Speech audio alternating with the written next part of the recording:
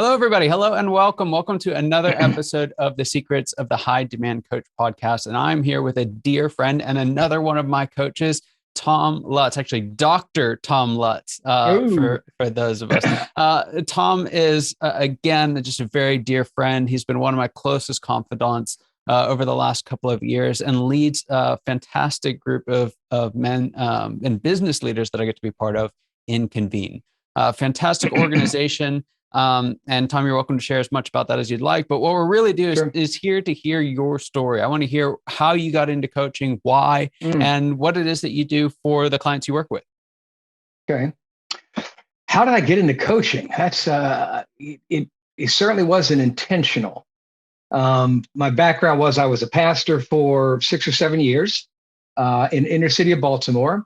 I had at the time a couple of friends who were starting a business.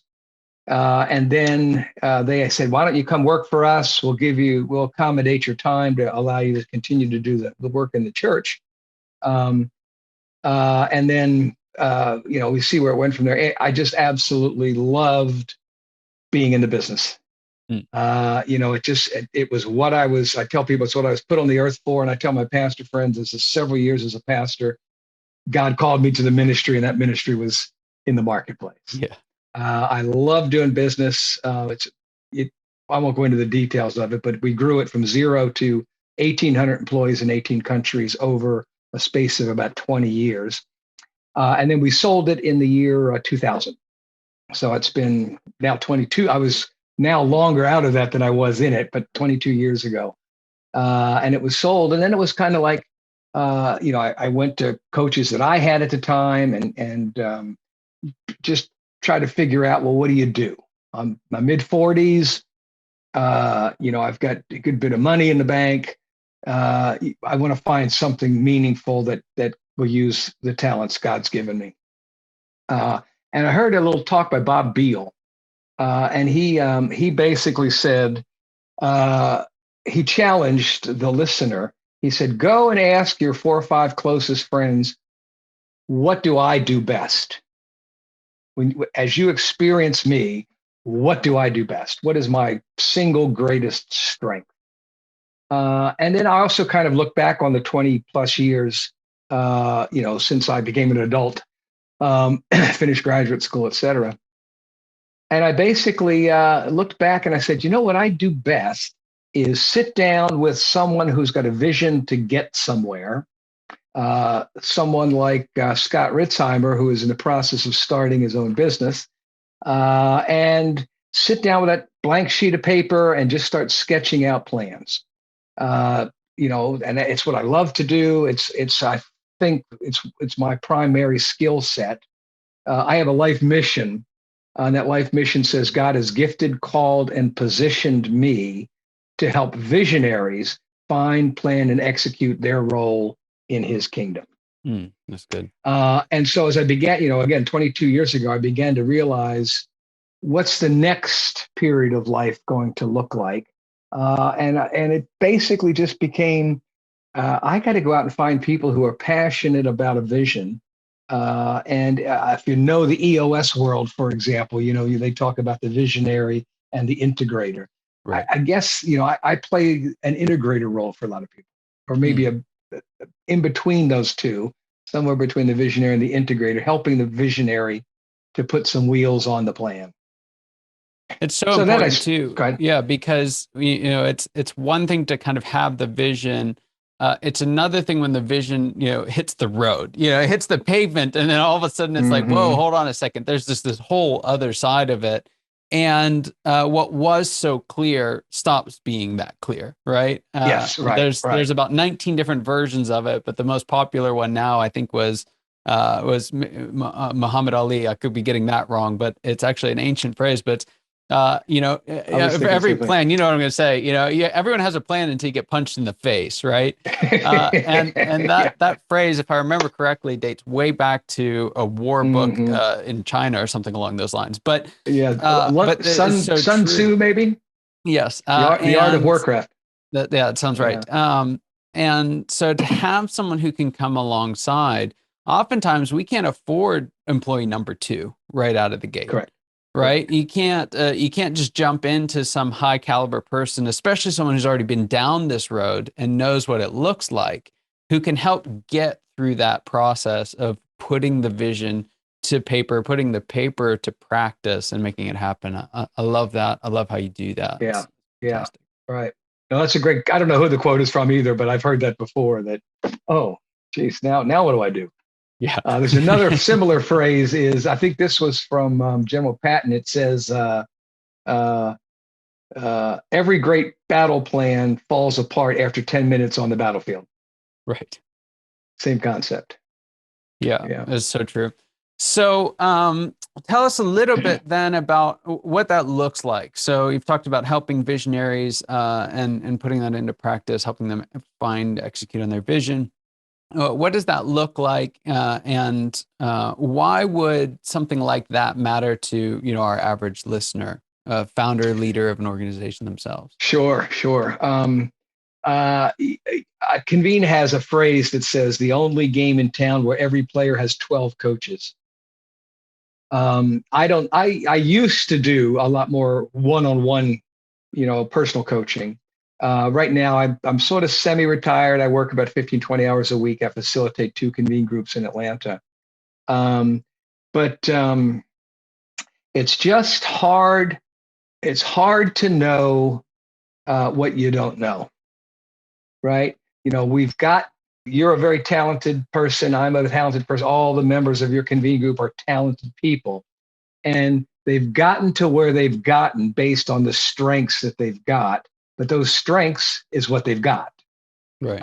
And there's lots of blind spots. I have a funny story I tell. I'm a golfer, as you probably know. And I was out playing golf with my oldest son, Mason. Hit a ball off the tee box, which for golfers may not understand, but a slice is a ball that cuts to the right. And I saw now my ball has been hit with a slice that made it bend to the right, and it's in the woods. And I'm standing there with a long iron, having to hit it about 170 yards, but I have to hit it in such a fashion that it goes forward and left. Okay, so that's what we call a draw. And my son Mason pulls up in the golf cart and he sees what I'm trying to do. He says, "Dad, what is it about your current lie that makes you believe you can make that shot?" I said, "Son, you're right. I knocked the ball out and then, hit it up on the green." But that's I didn't have the self-awareness in that situation to say, I'm not going to succeed at this. I'm not going to. I needed a coach, happened to be my son at that time, who was a much better golfer than I am. I needed a coach to put a check in my brain. Ask me a simple question. What is it about your current lie? Obviously, you've hit the ball and it's gone right. That makes you believe you can hit a ball that far again and it go left. And of course, he was right. I got an outside perspective, and it helped me to succeed. Whereas had I just proceeded, I probably would have failed. Yeah. And that's one of the biggest challenges with having the humility to accept a coach, is to recognize that you have shortcomings. You have areas in which you need help. And a coach, in my case, coaching people, I see major victories occur when they listen to the group on an issue and change the direction that they, in their own mind, had convinced themselves they should be going. Yeah. And so just to clarify that for the listener, the model that you use is almost exclusively group coaching, right? So precisely. So I'm at this point work with Convene.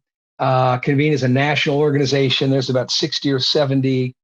We call ourselves chairs. I'm a chairman of the CEO roundtable, and a lot of those other, they are.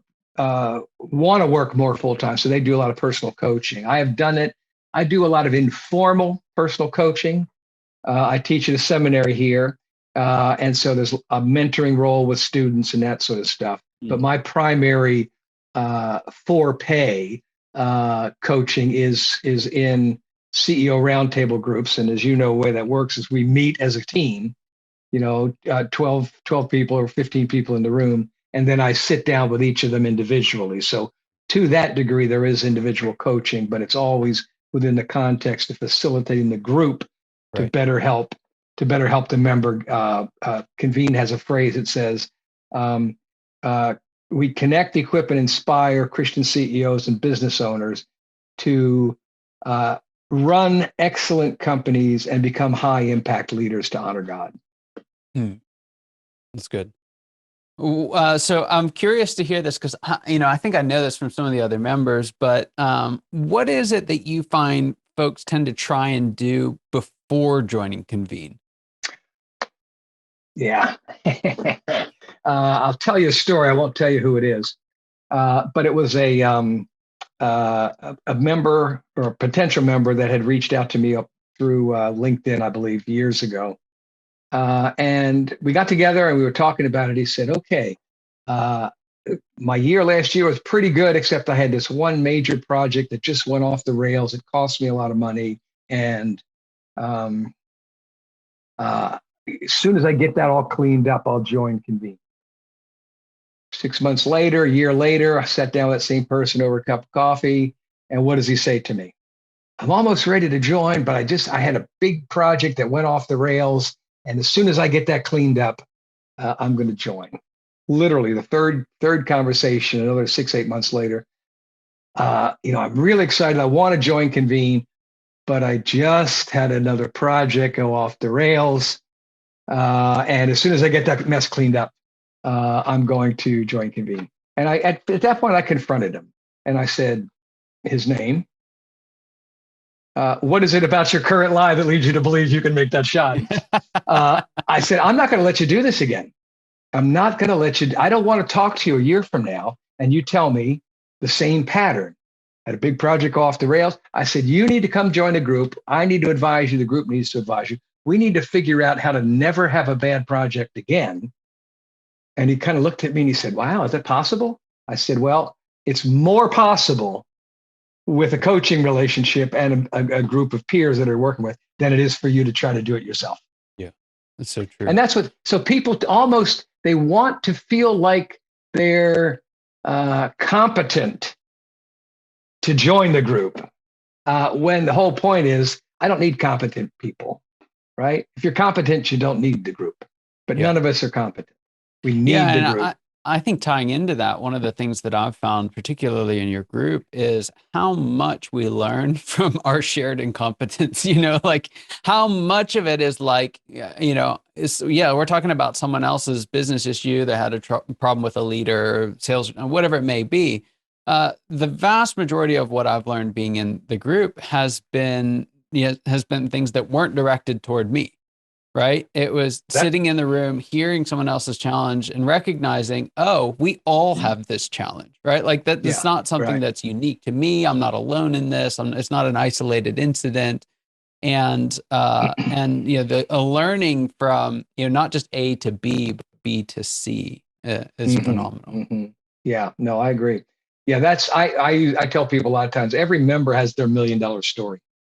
If you're in a group 5 years, you're going to have some major direction change, any number of things. You learn about something that you didn't know about that makes a big, huge influence in the future of the group. You avoid making a bad decision. You make a good decision. And as I tell those stories to people, almost every time it was not the day it happened. It was not the day the member came asking about that. That's fascinating. Right? It just they were in the environment in which. So Convene uses this phrase: learning takes place over time in community. Learning takes place over time in community, and you just got to be there. You got to be rubbing shoulders with people who are your peers, who are encountering the same kind of issues you're encountering, and then you learn from watching them. Learn from their advice. You learn from your advising of them. I think the fascinating thing about that is, and I know this from experience, but you don't even know what question to ask. right? Like Yeah. one-on-one in a conversation with you or with another coach, I found myself Sure. multiple times. It's just like, I don't know, like I don't know how to what I drive this thing need. forward. If I knew what to ask, I probably would have at least tried to answer it already. I Sure. may have I gotten would it have Googled wrong, it. but yeah. And so what I think that group environment does is it confronts that in a way that is immediately tied to, okay, and there's also a solution here. Right. And being able to do that in an environment like that again and again and again, I think it's fascinating. I hadn't put two and two together on that being the place where the most value is generated, but it's really easy to understand why. And I think that's one of the advantages that the group has over doing a solo coaching is when it's one-on-one, it's all up to you as a coach or to your client to know Right. what questions to ask. And you're not there Right. when they're working, and they're not a coach, right? So there, even in that environment, there can be blind spots that you've found a way to overcome with the group. Yeah. Yeah. You also have the issue. Well, I think it's what you say in a coaching relationship. You're not to say that's good or bad, but in a coaching relationship, the coachee is expected to come with the issue. Right. Right. So that's sort of the standard coaching. My job as a coach is to ask questions, but you got to tell me where you're stuck and where you're trying to get to. That's very, very valuable. I use that methodology a lot especially if I don't have expertise in an area or don't know how to find expertise in the area. Best I can do is help you ask questions in your head. But we can also go the other way in Convene, which is we can tell you what your issues are. Yes. And help you get to one of the processes that we use in Convene is called "What's the question?" So a member will come in and just be wandering all over the place, and the group knows they're wandering, right? And then I'll stop and say, okay, let's stop this minute. What question is he asking? What question is she asking?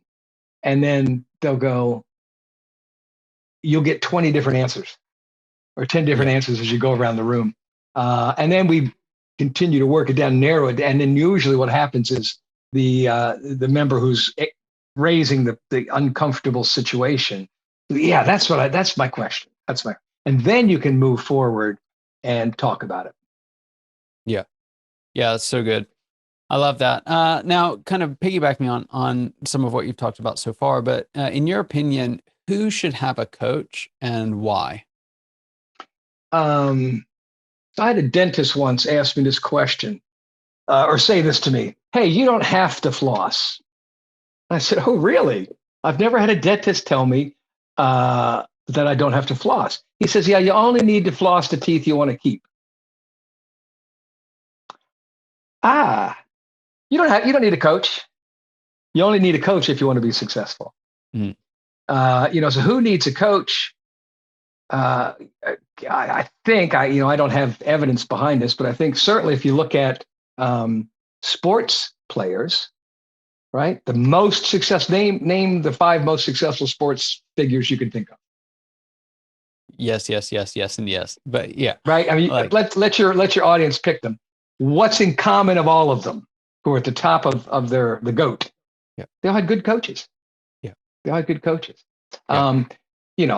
Would Michael Jordan have been able to be Michael Jordan without what was his name? Phil, the coach at in Chicago.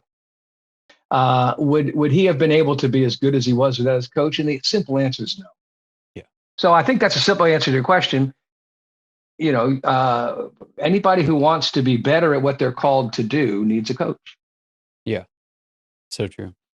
Yep. That's so true. All right. So, moment we've been waiting for here. I'd love for you to share with us biggest secret that you have that you'd want to share to help the founders and leaders that are listening or watching today to grow their organization and achieve what you've seen happen in so many of your clients' lives and businesses.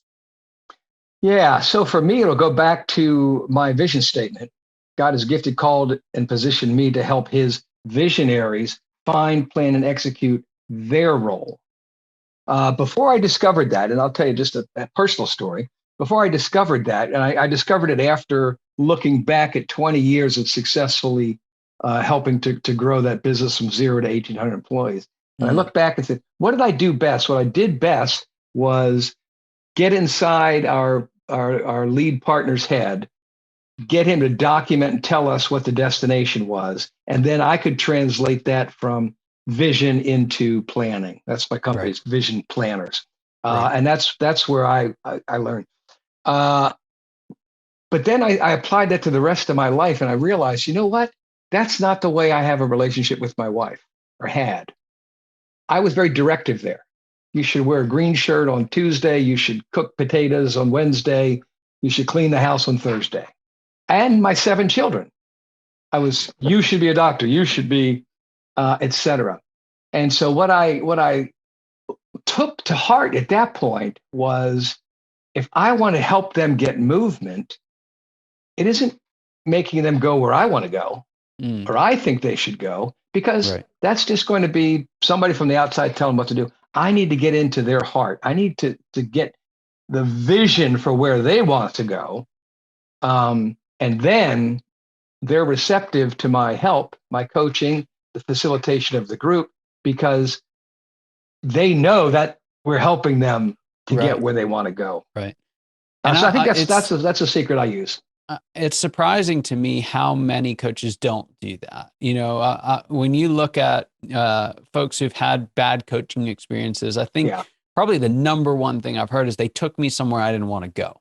Right. They led me somewhere that I didn't want to be. And I think it really comes down to that is, you know, what vision are they going after? Right. What vision are you helping them go after?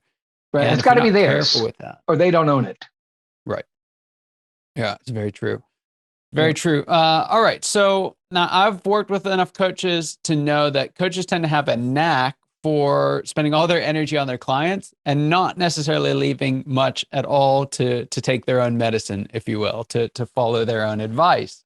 And so I'd love for you to kind of take your coach hat off for a minute, put your CEO hat on, and tell us what the next phase of growth looks like for you and your business. For me. Yeah, I say probably for me, you know, I've just published the book, Equipping Christians for Kingdom Purpose in Their Work. And the next area of growth for me is in promoting that message. And I'm doing a lot of podcasts. You know, I did a radio interview today and this podcast. So learning to communicate the message, not print, but verbal. And learning, I'm looking into speakers bureaus, people who whose job it is to schedule speeches for me, that sort of thing. Yeah. So that's. I mean, I've always done a lot of speaking. You know, I speak on the Convene Speakers Bureau, and I teach at the seminary, so I'm very comfortable in that role. But I think the next, it's maybe trying to prepare, I hope, for a bigger stage where the message, you know, the message that I feel like I've been given. And I think is resonating quite well. The book was published in April, resonating quite well. And I feel like that's, at least for me, you know, so what do you do? I'm interviewing some coaches right now, you know, about helping me to make that transition.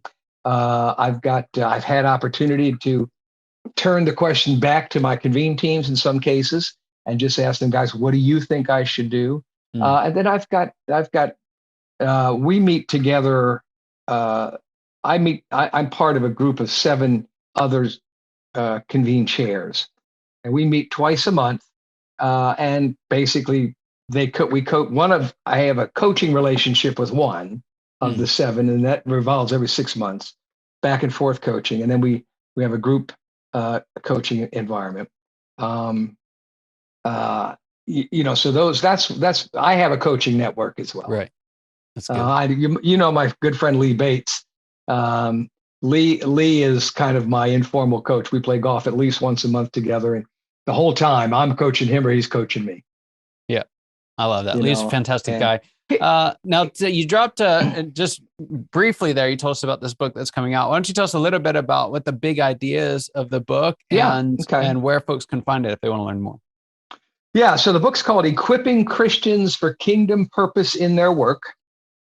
It's a book. I wrote a doctoral dissertation a while back, and the title of it was Discipling C-Level Christian Executives.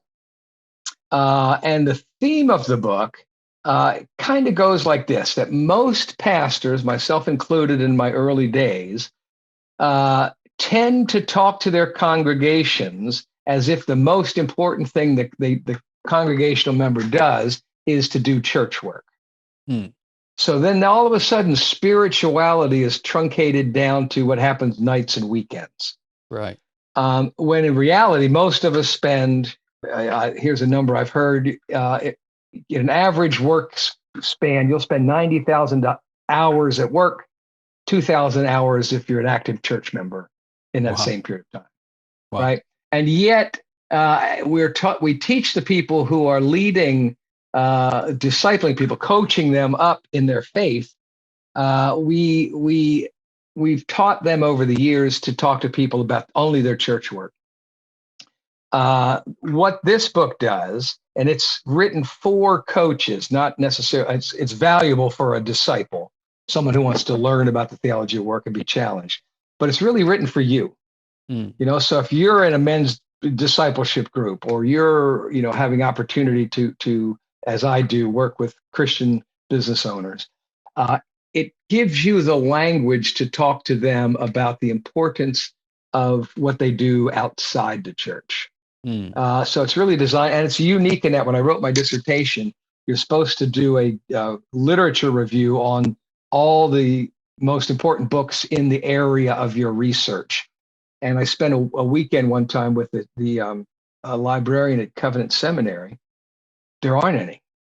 Wow. There just simply isn't another book telling coaches how to coach Christian workers. Right. And so that's why I just said about it. It's a unique book. It's getting a really positive response, which is exciting. We'll see where it goes. That's excellent. So if folks want to get their copy, you said where can they get it? Yeah, they anywhere they buy books. It's published by Tyndale, major publisher, a division of Tyndale called Hendricks and Rose. So you can get it on Tyndale site. You can get it at hendricksandrose.com. Amazon, of course, Barnes and Noble, Christian Books, Books A Million, my local church bookstore. You can go anywhere you buy books and tell them you want this book by this author published by Hendricks and Rose, and they have a rep from Tyndale who can make it available to them. Got it. Awesome. There's also, last question for here. what it's worth, they Yes. can look at Facebook/vocational discipleship. There's a link to where they can buy the book, and also link to other resources around this whole topic. Excellent. We'll make sure we include that link for everyone listening and watching today. And last thing, for someone sitting there, especially early in the conversation when you're talking about the group and the value of a group, and them saying, "Hey, I want that. I need that. Right? I need someone who can get behind my vision and help me go after it." How can they learn more about that? Yeah, probably the best resource there would be convenenow.com. convenenow.com. If you do /Tom Lutz, it'll tell you more about me. But if you want to learn about Convene, there's videos of members talking about the value of the group. You can, wherever they happen to be located, if they're interested in meeting a local Convene chair, you can just request, I'm in Arizona, have them contact me, and Convene will have somebody reach out to them. Fantastic. Well, Tom, thanks so much for being on the show here today. And thank you for you and your contribution to me and the business as my coach. I deeply appreciate it. And it was an honor having you here today. Great, Scott. It's good to have you, and good luck with the podcast. All right. Appreciate it. Thanks. And for those of you who are listening, we're so glad you're here. We will get these links out to you so you have those, and we look forward to seeing you next week. Take care.